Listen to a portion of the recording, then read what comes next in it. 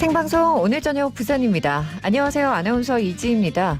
부산에서는 유흥주점과 감성주점발 코로나19가 N차 감염으로 퍼지는 등 확산세가 지금 심상치가 않습니다. 특히 휴가철을 맞아 영업 제한 시간이 없는 부산으로 원정 유흥을 왔다가 확진되는 사례가 잇따르고 있는데요. 접촉자 파악이나 역학 조사에도 어려움이 많이 있다고 합니다. 최근 집단 감염이 발생한 업소는 해운대에 있는 유흥주점 1곳, 서면에 있는 감성주점 4곳, 주점 3곳 등 총 8곳입니다. 이곳은 주로 20, 30대가 찾는 것으로 나타났는데요. 부산의 상황이 다시 나빠지는 것 같아서 굉장히 걱정스러운 상황입니다.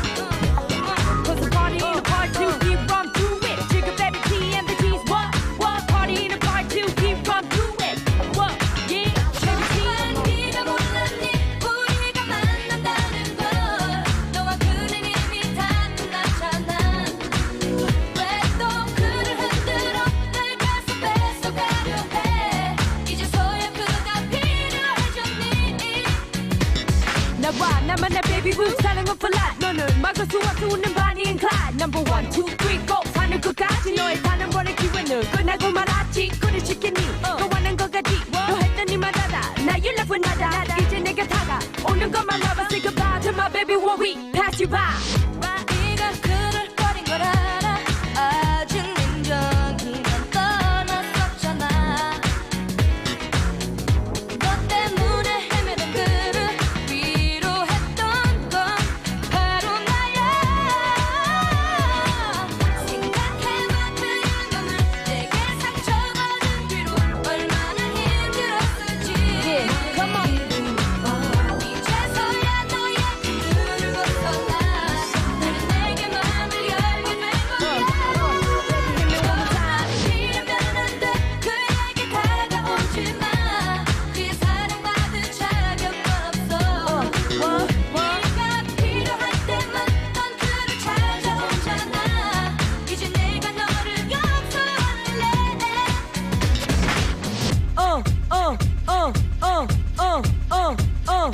Easy at the nights but bad the book pet sit ready for the test they always got my back I strength I always right by my side cause we're partners in rhyme through millennium time 친구의 친구 사랑하게 된 난 이 숲을 영화 속의 주인공이 될지 몰랐어 혼자 나만을 원망하나 다시 그런 바보 같은 생각하지 않을 거야 Yeah, you know who we be Baby T and the T's in 99 prime time to shine Baby hit me one more time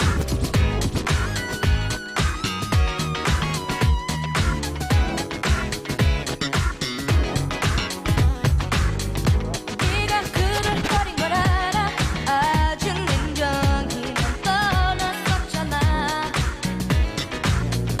너 때문에 헤매던 그를 위로했던 건 바로 나야 이제 와서 어떻게 넌 옛날을 돌아가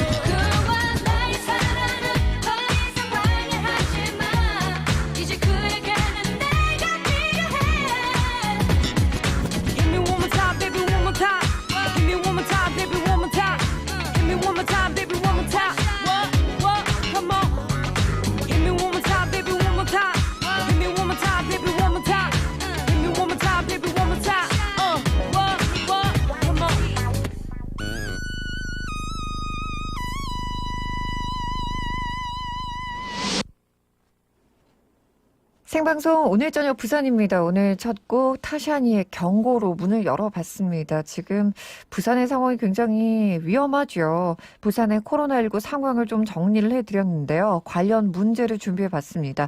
정답 보내주시면 오늘은 추첨을 통해 기능성 샴푸를 선물로 보내드리겠습니다. 현재 부산에는 새로운 사회적 거리두기 1단계가 지금 시행이 되고 있습니다.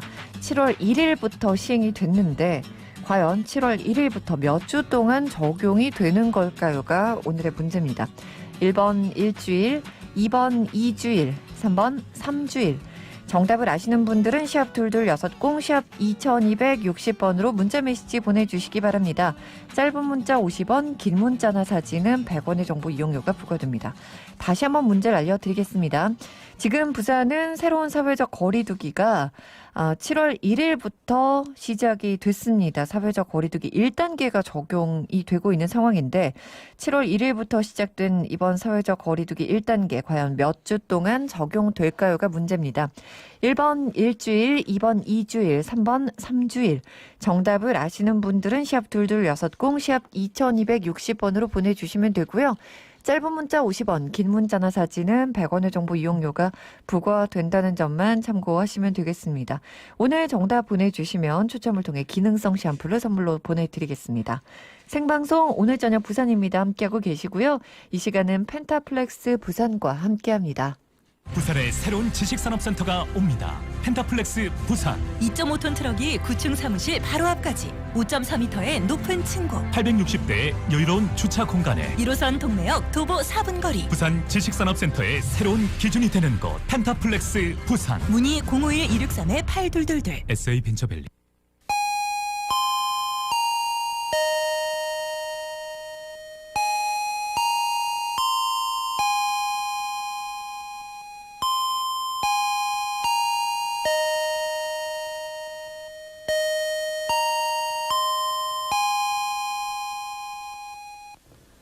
돈 버는 시간.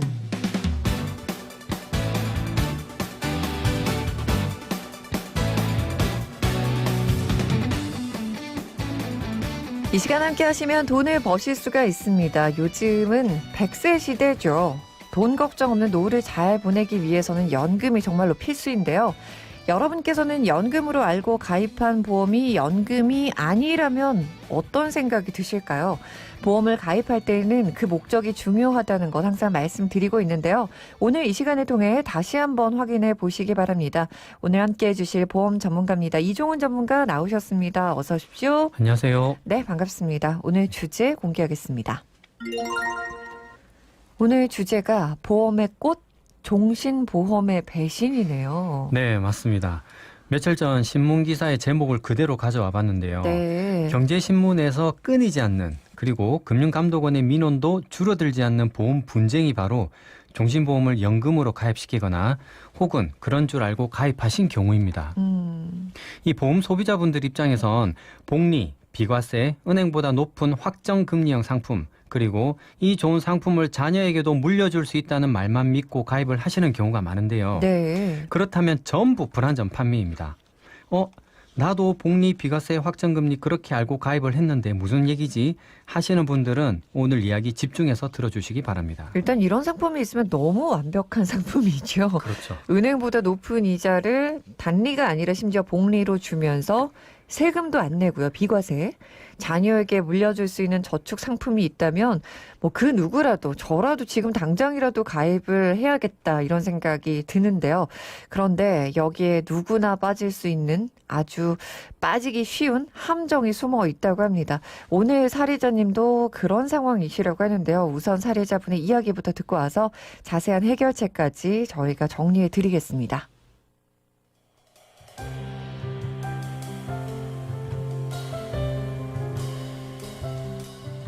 안녕하세요. 저는 양산에서 남편과 태권도장을 운영하고 있는 40대 다둥이 엄마입니다.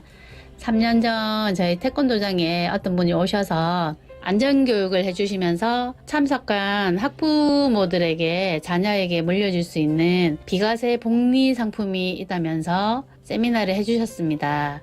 그 당시 은행 금리는 2%도 채 되지 않은 초저금리지만 이 상품은 금리가 아무리 떨어져도 3%는 확정금리로 이자가 붙고 단리가 아닌 복리 상품이며 나중에 이자가 아무리 많이 붙어도 세금이 전혀 없는 비과세 저축이라고 소개를 해주셨습니다.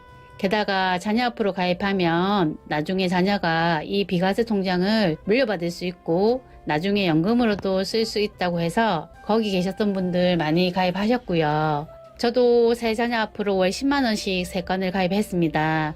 그런데 최근에 우연히 TV를 보면서 이런 상품이 저축이나 연금이 아니고 사망했을 때 사망보험금이 나오는 종신보험이라는 얘기를 들었습니다. 도대체 무슨 얘기인지 어떤 차이가 있는지 궁금해서 사연을 보내게 되었습니다. 제가 가입한 보험들 저축 상품이 맞는 거죠.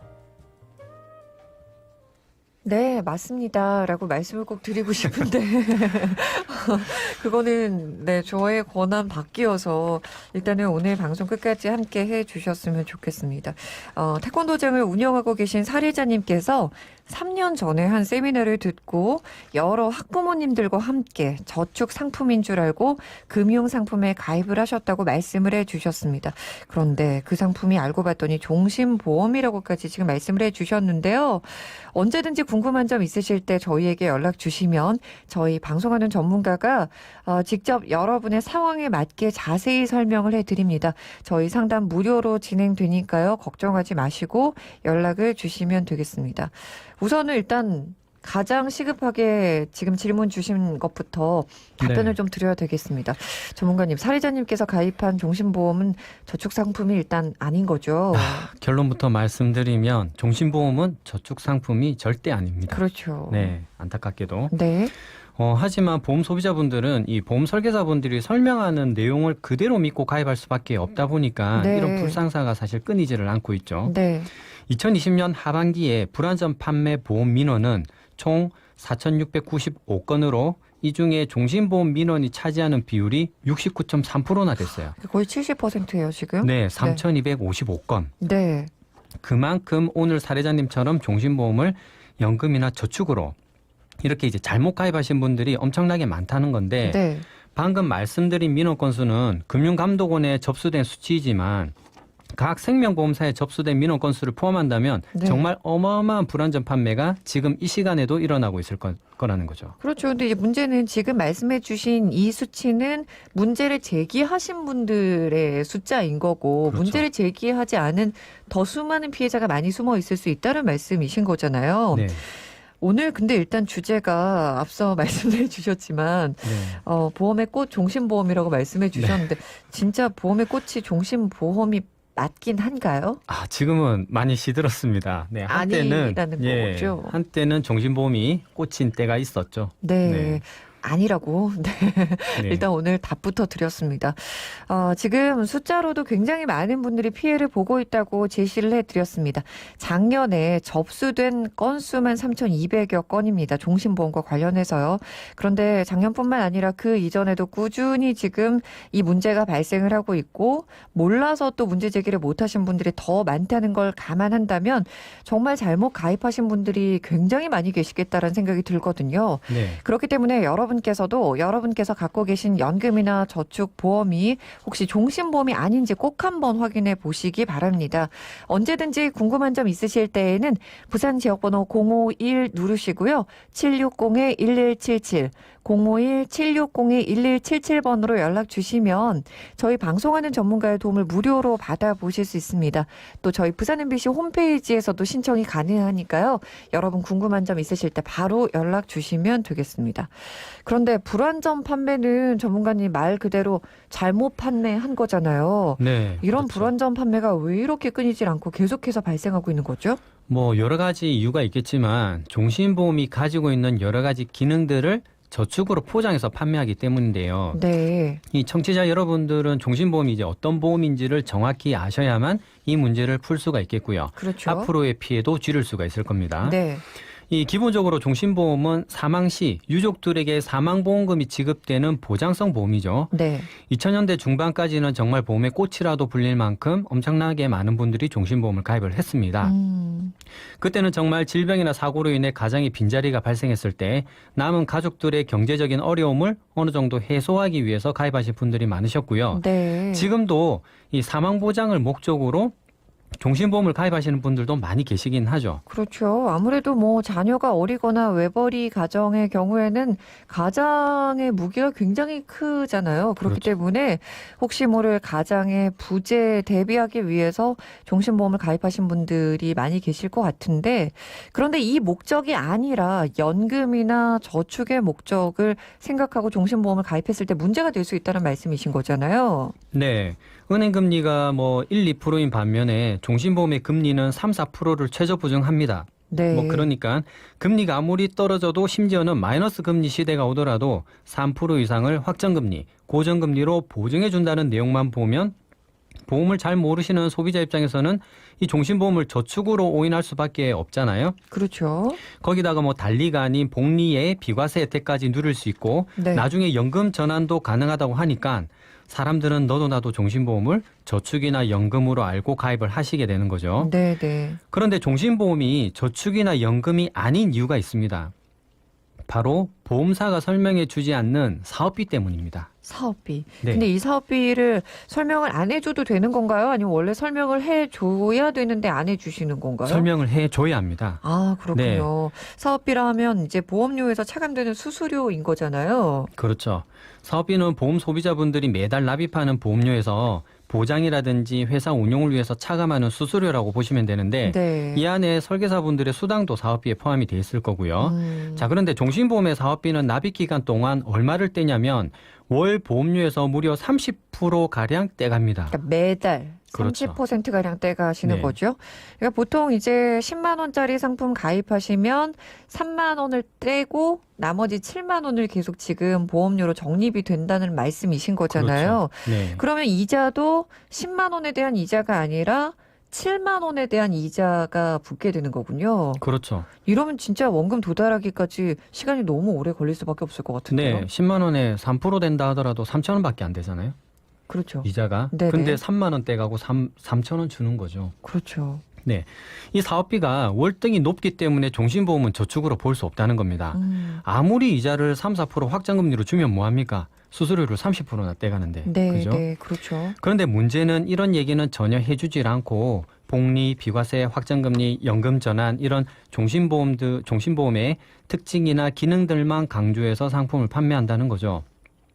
이 보험 소비자분들도 그렇게만 알고 가입을 할 수밖에 없는 이유가 네. 가입 제안서나 상품 설명서상에 그 어디에도 사업비 몇 프로 차감된다는 내용이 없습니다. 없어요? 네. 설계사분들에게 여쭤봐도 네. 몇 프로 떼는지 정확하게 알 수 없다라고만 얘기를 하거든요. 사실 알고 계시죠?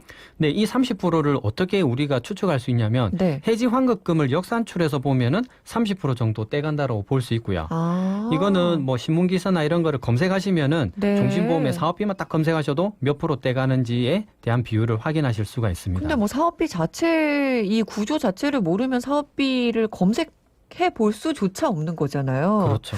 정말 이런 이야기를 듣지 못하신 분들은 저축인 줄 알고 종신보험을 계속 유지를 해야 되겠다라고 생각을 하실 텐데, 그래서 이런 이야기, 이런 민원들이 계속 끊임없이 제기가 되는 것 같아요. 20년 넣었는데도 원금 도달 못했다. 이런 이야기 굉장히 많이 저희에게 주시잖아요. 맞아요. 그런데 종신보험은 진짜 왜 이렇게 사업비를 많이 떼서 문제를 일으키는 걸까요? 앞서 말씀드린 대로 종신보험은 사망했을 때 유가족들에게 사망보험금을 지급하는 보장성 보험이라고 말씀드렸잖아요. 네. 오늘 사례자님께서 자녀들 앞으로 가입하신 10만 원짜리 종신보험에도 중학생, 고등학생 자녀들이 사망을 하게 되면 5천만 원에서 6천만 원 정도의 사망보험금이 세팅되어 있습니다. 네. 그럼 혹시나 모를 사망보험금도 나오고 네. 이자도 3% 주고 네. 복리에, 비과세에, 중도인출, 추가납입, 연금 전환까지 되는 상품이 있다면 우리가 은행에 적금 넣을 이유가 뭐가 있겠습니까? 그죠? 그렇게 생각하면 진짜 이건 한번 고민을 해봐야 될 문제이긴 했네요. 맞아요. 전부 종신보험 가입해서 3% 확정금리로 저축하는 게 낫겠죠. 네. 그런데 보험사 입장에서 보면은 사망보험금은 어떤 이유로 사망을 해도 보험금을 줘야 하죠. 네. 심지어는 가입 후 2년이 지난 이후부터는 자살을 해도 보험금을 지급해야 합니다. 그래요? 네. 오. 때문에 이 사망보험금의 재원을 마련하기 위해선 구조적으로 사업비를 많이 뗄 수밖에 없는 거죠. 결국 이제 보험회사의 입장에서 생각을 해보면 종신보험을 가입하신 분들의 보험료에서 30%가량 사업비를 좀 모아놨다가 먼저 돌아가신 분께 사망보험금을 미리 먼저 지급을 하는 하나의 계 같은 거라고 봐야 되나요? 네, 바로 그거죠. 그런데 평균 수명이 늘어날수록 사망할 확률은 점점 줄어드니까 종신보험을 많이 가입할수록 회사는 점점 더 유리해질 수 있겠군요. 네, 맞습니다. 사실 연금이나 저축 상품들은 보험사 입장에서 봤을 때는 부채입니다. 네. 나중에 고객들에게 이자를 얹어서 지급을 해야 하는 빚인 거죠. 네. 요즘 연금이나 저축 상품들의 사업비는 거의 다 10% 미만이거든요. 종신보험의 3분의 1 수준밖에 안 되죠. 네네. 그럼 보험사 입장에서 만약에 저축 상품을 팔게 되면 이윤도 적고 네. 설계사분들의 수당도 그만큼 적을 수밖에 없습니다. 그러네요. 그런데 종신보험에는 연금 전환이라든지 저축 상품들이 가지고 있는 뭐 추가납입, 중도인출, 납입중지, 연금 전환과 같은 기능들이 탑재되어 있거든요. 네. 종신보험을 저축 상품으로 포장한다면 소비자들은 그 내용을 까맣게 모르시고 당하실 수밖에 없는 겁니다. 안 그래도 2837번님께서 비겁한 보험에 속지 마시라고 절대 잘 모르는 설계사가 책임지지 않는다고 이렇게 꼼꼼히 살펴보시라고 문자를 주셨습니다. 어떤 이 보험과 관련해서 사연이 있지 않을까라는 생각이 드는데요. 언제든지 궁금한 점 있으실 때는 저희에게 연락 주시면 되겠습니다. 정말 여러분께 믿을 만한 저희 전문가, 방송하는 전문가의 도움을 받아보실 수 있도록 도와드립니다.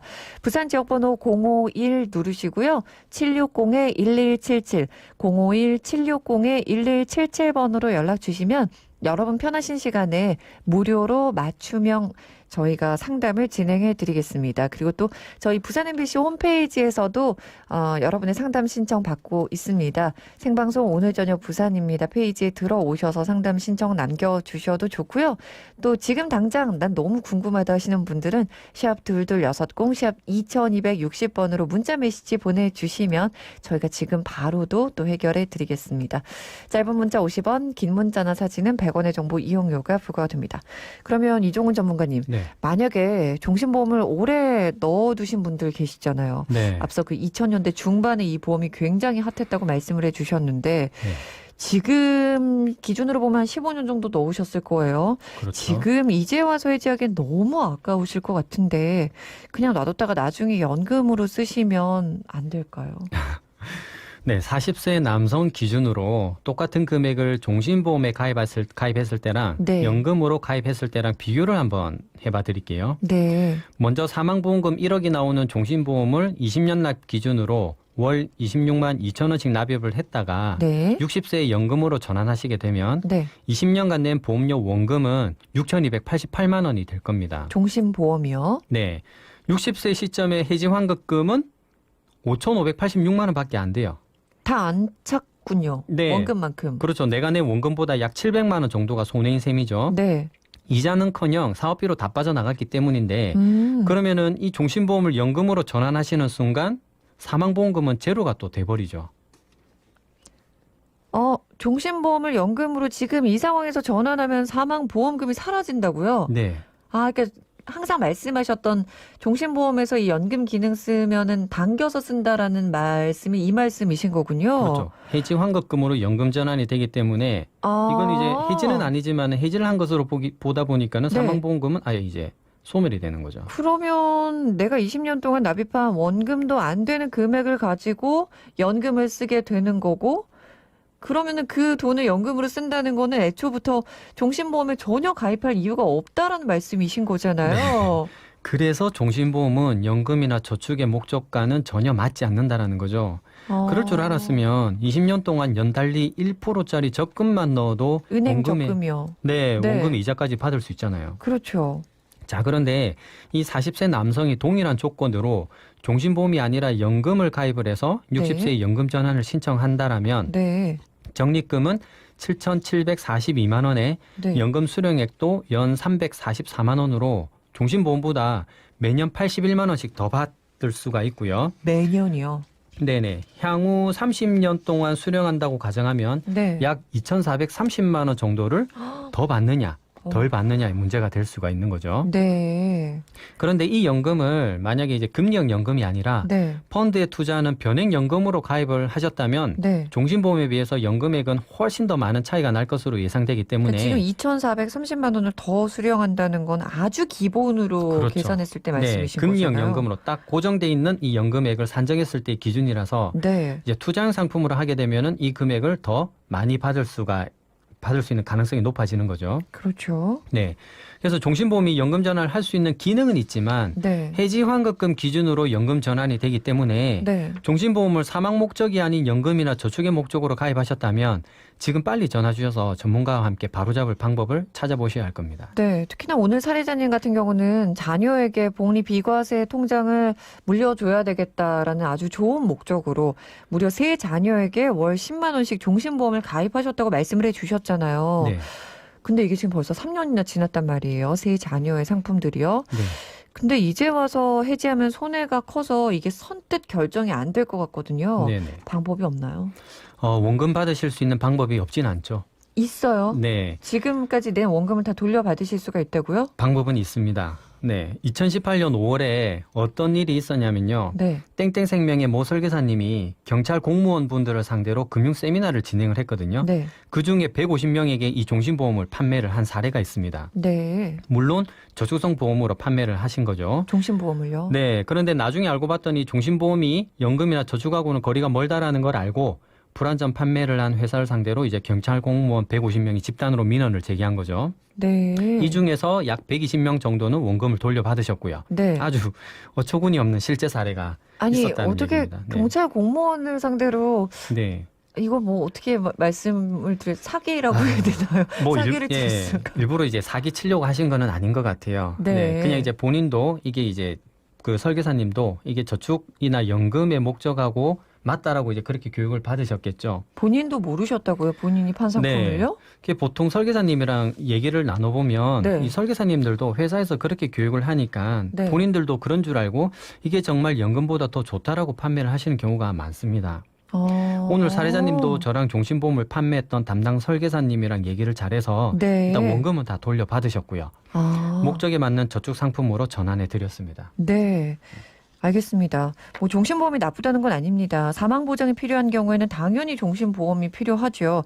하지만 이 종신보험의 목적이 아니라 연금이나 저축 목적으로 종신보험을 가입하셨다거나 가입하신다면 연금이나 저축보험보다는 사업비가 지금 훨씬 높아서 20년이 지나도 원금에 도달하지 못한다라는 걸 여러분께 수치상으로 직접 보여드렸습니다. 그렇기 때문에 연금을 가입하실 분들은 절대 종신보험을 선택하면 안 된다는 거 다시 한번 강조를 해드리고 싶습니다.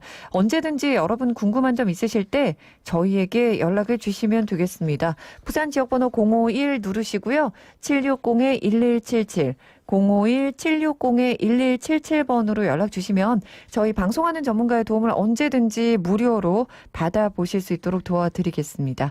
그러면 오늘의 핵심 포인트 짚어보겠습니다. 네, 첫째, 어린이집이나 단체에 방문해 안전교육이나 성폭력 예방 교육 등을 가장한 브리핑 보험 영업에 주의하자.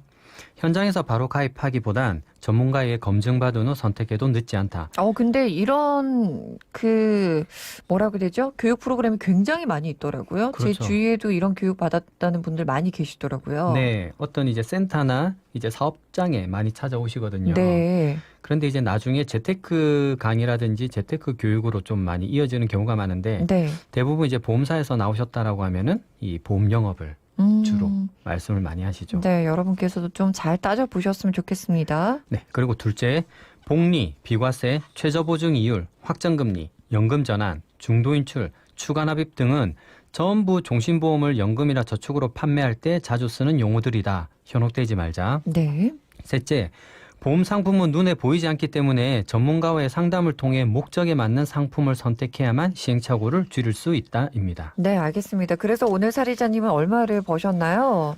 자녀 앞으로 저축인 줄 알고 잘못 가입하신 월 10만 원의 종신보험 3건 3년간 납입을 하셨는데요. 네. 약 1,000만 원 가량의 원금을 모두 찾아드렸고요.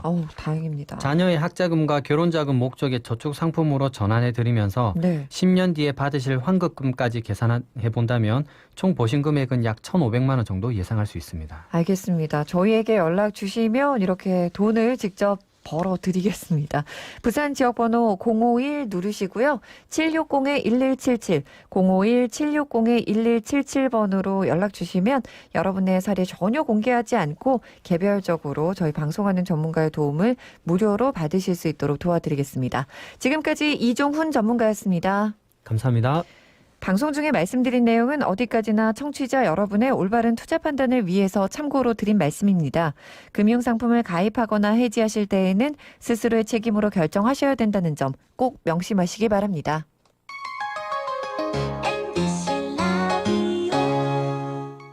해운대 모든 프리미엄에 가치를 더하다.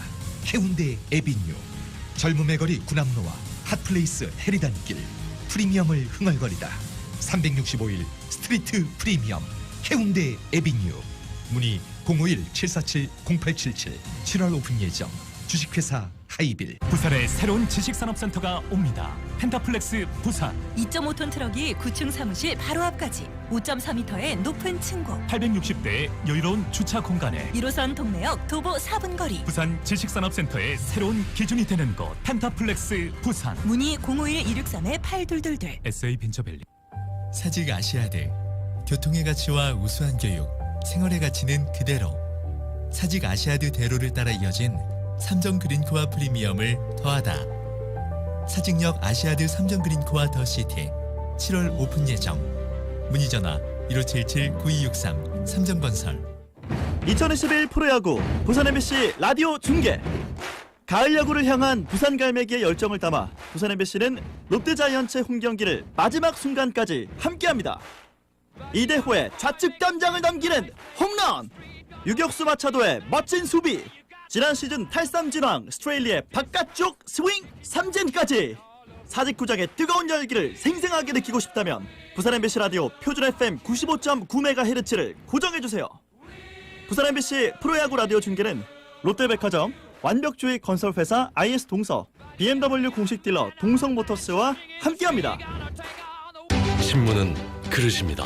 사랑과 삶을 담는 그릇 부산일보. 신문은 창입니다. 세상과 일상을 보는 창 부산일보. 함께한 역사 위에 100년의 미래를 쓰겠습니다. 사람을 담다, 세상을 보다. 부산일보. 부산을 살리는 소비 공식. 내가 만들고 네가 팔고 우리가 산다. 우리가 누군데? 부산 사람 아이가. 소상공인 여러분 힘내이소. 같이 잘 살아봅시다.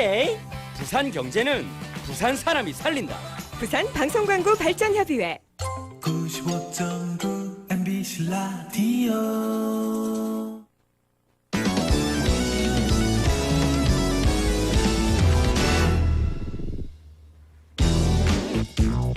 이슈 검색.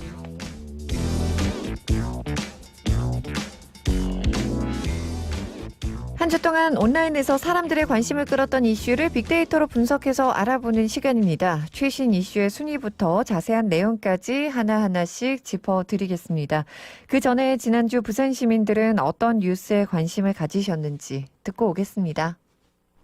요즘 부산에서 음주운전 사고가 많이 생기는 것 같습니다. 단순한 음주운전도 문제인데 사람을 다치게 하는 사고가 잦더라고요. 코로나 때문에 음주 단속이 힘들어져서 단속막이 느슨해진 탓일까요? 뭔가 조치를 취해야 한다고 생각합니다. 전국적으로 해수욕장을 개장하는데 백신 접종자 이외에는 물속에서도 마스크를 착용해야 한다고 하더라고요. 정확하게 백신 접종자를 구별하는 게 어렵지 않을까 걱정이 됩니다. 영업 제한으로 고생하시는 자영업자분들 입장도 이해는 되지만 아직은 너무 위험한 결정이 아닌가 싶습니다. 7월부터 거리두기 단계가 전국적으로 완화된다고 하는데 사실 아직 백신 접종을 못한 사람들이 너무 많아서 섣부른 결정이 아닌가 걱정했었거든요. 근데 바로 수도권에서 델타 변이 바이러스 감염 사태가 벌어지는 걸 보니까 당분간은 자신의 건강을 위해서 스스로 방역수칙을 더 잘 지켜야 되지 않을까 싶습니다. 얼마 전에 광주에서 철거 중인 건물이 무너지면서 많은 사람들이 다치는 큰 사고가 발생했잖아요. 이번엔 부산 진구에서 철거 건물이 무너졌더라고요. 사고 현장 바로 옆에 어린이집이 있어 자칫하면 끔찍한 사고가 생길 뻔했다고 하는데 진짜 경각심을 가질 필요가 있는 것 같습니다. 네, 부산 시민들의 이야기 듣고 왔습니다. 그렇다면은 지난주 한 주 동안 어떤 뉴스가 화제였는지 빅데이터로 분석한 결과를 살펴보겠습니다. 인사이트K의 배종찬 연구소장 전화로 연결돼 있습니다. 소장님 안녕하십니까? 안녕하십니까. 배종찬입니다. 네, 지난주에는 어떤 이슈들이 상위권에 올랐나요? 파파크로스 기준인데요. 지난주 온라인에서 화제가 됐던 빅데이터 이슈들 중 1위는 윤석열 전 검찰총장 배우자 김건희 씨 루머 반박이었습니다. 이어서 최재형 전 감사원장 사퇴에 대한 갑론을박이었고요. 조국 전 법무부 장관, 조선일보의 10억 손배소 제기, 5차 국민재난지원금 합의, 수도권 사회적 거리두기 일주일 유예가 차례로 탑5를 차지했습니다. 네, 6위부터 10위까지도 짚어주시죠. 6위는 안타까운 소식입니다. 분당 실종 고교생 김휘성군 숨진 채 발견이고요. 7위는 개그우먼 박나래 성희롱 논란 무혐의 판결이 올랐습니다. 박승민 청년 비서관 임명 논란 지속이 8위, 9위는 공산당 창당 100주년을 맞은 중국, 10위는 9월 모의고사 모의평가 응시자 화이자 백신 접종이 차지했습니다. 네, 그러면 1위부터 짚어보겠습니다. 윤석열 전 검찰총장의 배우자 김건희 씨 내용인데 뭐 1위에 오른 만큼 이미 많은 분들이 접하신 내용인 것 같아요. 윤석열 전 총장의 부인 김건희 씨 관련된 논란입니다. 지난 30일 인터넷 매체 뉴스버스에서 자신이 줄리라는 예명으로 일을 했던 사실, 또 유부남 동거설 등의 소문을 직접 나서서 반박을 했습니다. 사실이 아니다. 네. 다 가짜로 판명 날 것이고 거짓은 오래가지 못한다라고 전면 부인을 했습니다. 이에 대해서 홍준표 국민의힘 의원은 치명적 실수로 평가를 했고 정미경 국민의힘 최고위원도 대응하지 말았어야 했다. 이렇게 말하면서 의혹에 대응하면 할수록 짧은 시간에 아닌 게 맞는 것처럼 움직인다고 설명했습니다. 김건희 씨 관련 이 빅데이터 연구원으로는 의혹, 논란, 인터뷰 엑스파일, 동거 등이 상위권으로 추출됐습니다. 네. 많은 분들이 확실히 유력 대권 후보로 윤석열 전 검찰총장이 오르다 보니까 이 뉴스에 관심을 가지신 것 같습니다. 또 관련 내용은 자세히 나오게 되면 또 저희가 다시 한번 전해드리도록 하겠습니다. 네. 이번에는 또 다른 대권 후보죠. 2위 이슈를 만나보겠습니다. 지난주가 진짜 확실히 슈퍼위크가 맞긴 맞았던 것 같습니다. 네. 저희가 이제 지난주 수요일에 법으로 보는 세상 시간에 헌법기관 수장에 대해서 좀 소개를 해드린 적이 있는데 최재형 전 감사원장 사퇴에 대해서 정치권에서도 갑론을박 논쟁이 있었죠. 말 그대로 정치권 뉴스가 많습니다. 그만큼 대선에 모아진 관심이라고 할 수 있겠는데요. 네. 최재형 전 감사원장이 지난주 월요일 사퇴를 했습니다. 상당히 된 것 같은데 생각하시는데 불과 얼마 되진 않았습니다. 최재형 전 감사원장은 사퇴 이유에 대해 많은 논란이 있는 상황에 감사원장직을 수행하는 것은 적절하지 않다고 밝혔고요. 대선 출마에 대한 게 가장 궁금증이죠. 조금 더 숙고의 시간을 갖겠다. 조금 더 생각하고 말씀드리겠다. 요즘 차차 이야기하겠다는 것이 상당히 또 유행이기도 합니다. 네. 청와대 대변인은 최재형 전 감사원장의 사퇴에 대해서 정치적 중립성을 지키는 자리가 바로 감사원장인데 바람직하지 않은 선례를 만들었다. 이렇게 문재인 대통령이 유감을 표했다고 전달했습니다. 여당은 상당히 강도 높은 비판을 하고 있습니다. 최재형 전 감사원장에 대해서 탈영병이라고 언급하며 거센 비판을 한 반면에 야당은 국민의힘이죠. 최 전 감사원장의 거취에 대해서 말을 아끼는 분위기로 나타났습니다. 네, 알겠습니다. 이번에는 이슈 3위로 넘어가 보겠습니다. 지난주에 이제 연결인데요. 네. 한 언론사, 그러니까 조선일보였죠. 조국 전 장관 부녀의 사파를 잘못 사용해서 논란이 됐었잖아요. 네. 결국에 조국 전 장관이 손해배상 청구 소송을 제기를 했네요. 네, 조선일보사를 상대로 10억 원의 손해배상 청구 소송을 냈습니다. 당시 이제 사파가 잘못 사용이 되었을 때 조국 전 장관이 SNS를 통하여 분노를 드러내고 법정 책임을 묻겠다고 밝힌 바가 있거든요. 네. 기사를 작성한 기자와 편집 책임자를 상대로 각각 5억 원씩 총 10억 원의 손해배상금 청구 소장을 서울중앙지방법원에 제출했습니다. 네. 조선일보는 한면 전체 또 온라인 홈페이지를 통해서 문제의 일러스트가 이 사파죠. 게재된 경위 또 세 번째 사과문 재발 방지 대책을 내놓긴 했습니다. 그렇지만 조국 전 장관이 아직 소송과 관련해 거두어들인 바는 없습니다. 네. 조 전 장관은 합리화, 정당화될 수 없는 심각한 폐륜적인 인격권의 침해다라고 이야기를 했고 관련 사파가 미국 LA 조선일보에도 조선일보 판에도 실린 것으로 알려졌거든요. 네, 네. LA 조선일보 건에 관해서는 미국 법원에 제소하는 방안을 검토 중이라고 강조했습니다. 이 LA 조선일보 소송 관련된 내용을 잠깐 소개를 해드린 이유는 미국은 이 소송을 하게 돼서 조선일보사가 패소하는 경우 조국 전 장관이 승소하게 된 거에 그 규모가 천문학적이거든요. 그래서 네, 네. 상당히 큰 영향을 또 줄 것으로 보입니다. 소송과 관련된 연관도 빅데이터 연관하죠. 부적절, 또 손해, 불법, 논란, 악의적 등의 단어들이 상위권을 차지했습니다. 네. 알겠습니다. 이거는 좀 결과를 더 지켜봐야 될 것 같습니다. 네. 이슈 4위는 정말 많은 분들이 관심 가지셨던 내용이죠. 네, 제5차 국민재난지원금의 결정 사항인데 네. 일단은 선별 지급으로 결정이 됐습니다. 참 잘 모르겠습니다. 계속해서 불만이 나오고 볼멘 소리가 나오고 네. 여권 대선 후보들의 1차 TV 토론에도 주요 의제로 다뤄질 정도인데 이게 또 선별을 하다 보니까 8월 말에 지급이 된다고 하거든요. 빨라야. 네, 네. 그러다 보니까 많이 기다렸는데 그것도 전국민 재난지원금도 아니고 이 선별이고 그리고 30만 원 예상했는데 25만 원이냐 각종 불만들이 좀 나오고 있습니다. 그래서 정부에서는 히든 카드로 카드 캐시백도 이야기도 하고 있는데 네. 그다지 그렇게 공감을 불러일으키지는 못하고 있는 걸로 보이고요. 또 가구를 선별하는 것도 직장과 지역 가입자의 건강보험료 자료를 활용한다고 하는데 직장 가입자와 또 지역 가입자가 다르거든요. 직장 가입자는 부동산 등의 재산이 보험료에 반영되지 않는데 반면에 또 지역 가입자는 모든 재산이 건강보험료에 다 기준으로 포함되기 때문에 이거 좀 잘못됐다 이런 이야기가 나오는데 네티즌들 반응도 상당히 싸늘합니다. 세금은 상위 20%가 다 내고 지원은 하나도 못 받네. 네, 네. 맞벌이 세대는 저주받은 세대인가. 빚만 5억이 넘어가는데 등의 부정적인 글이 공유되고 있습니다. 네, 그래서 끊임없이 계속 이야기가 제기가 되고 있는 것 같습니다. 저희도 네. 이제 지난주에 관련해서 문자를 받아본 적이 있는데 재난지원금을 줘서 좋다는 분들도 계시고 네. 너무 적다는 분들도 계시고 또 그러니까요. 받으면서도 걱정이 된다는 분들도 계시고요. 정말 다양한 의견이 나오고 있더라고요. 좀 기준이 있으면 좋겠어요. 네. 어느 때 국가 재난지원금을 지급하고 맞습니다. 어떤 상황일 때 전 국민인지 아닌지 선별은 몇십 %가 적절한지 그리고 얼마를 주는 것이 가장 효과적인지 좀 대한민국 이런 거 잘하잖아요. 연구하고 네. 또 분석하고 좀 했으면 좋겠어요. 네. 그런데 뭔가 지금의 상황은 굉장히 명료하지 못해서 많은 국민들이 받으면서도 썩 기분이 심심한. 좋지 않고 그죠. 네.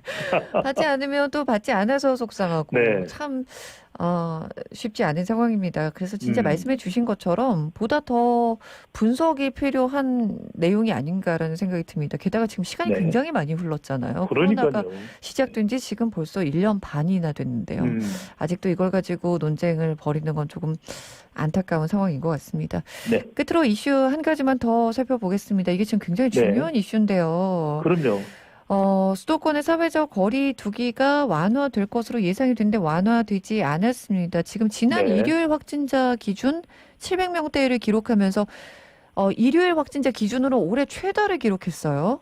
그러니까요. 그래서 이 사회적 거리두기도 일주일 유예 결정이 내려졌고요. 수도권에서 감염자가 700명대로 계속 발생을 하고 있고 네. 또 델타 변이 감염자도 지속적으로 발생하고 있는 상황에서 사회적 거리두기 완화를 과연 해야 되는 것인지에 대한 또 지적이 계속해서 나오고 있는데 정부는 거리두기 개편안 적용 여부를 상황을 본 후 오는 이제 수요일 또 결정을 한다고 하는데 이게 상당히 논란이 되고 있습니다. 경제를 위해서 좀 완화해야 된다. 아니다. 오히려 더 강화해야 되는 것 아니냐 이런 얘기가 나오는데 네. 이번 이제 수도권입니다. 사회적 거리두기 유예에 대해서 이 긍정 비율은 약 이제 77%로 거리두기를 완화하는 것을 미루기를 잘했다라는 여론으로 나타났는데 그만큼 많이 걱정이 됩니다. 이게 또 6월 말부터 7월 초까지는 이 백신 접종도 조금 주춤한 상태거든요. 네. 무엇이 우리의 생명과 안전에 더 중요한지 철저하게 그리고 더 신중하게 판단하는 지혜가 필요해 보입니다. 네. 게다가 이제 부산도 지금 확진자 관리 비상에 걸렸거든요. 부산으로 그럼요. 부산이 지금 1단계로 내려갔습니다, 소장님. 그래서 네. 유흥 원정을 오시는 분들이 그렇게나 많이 계시답니다. 절대 그래서는 안 되죠. 그럼요. 진짜 앞서 저희 청취자분께서도 문자를 주셨지만 마음 방역만큼은 절대 낮춰서는 안 된다는 거, 그리고 개인 방역에 더 철저히 신경 쓰셔야 된다는 거, 이 부분은 다시 한번 꼭 강조를 드리고 싶습니다. 네, 방역 정말 인내와 좀 지금 끈기를 발휘해야 될 때로 보입니다. 네, 오늘 말씀은 여기까지 듣겠습니다. 감사합니다. 네, 오늘 말씀 감사합니다. 지금까지 인사이트 K의 배종찬 연구소장이었습니다.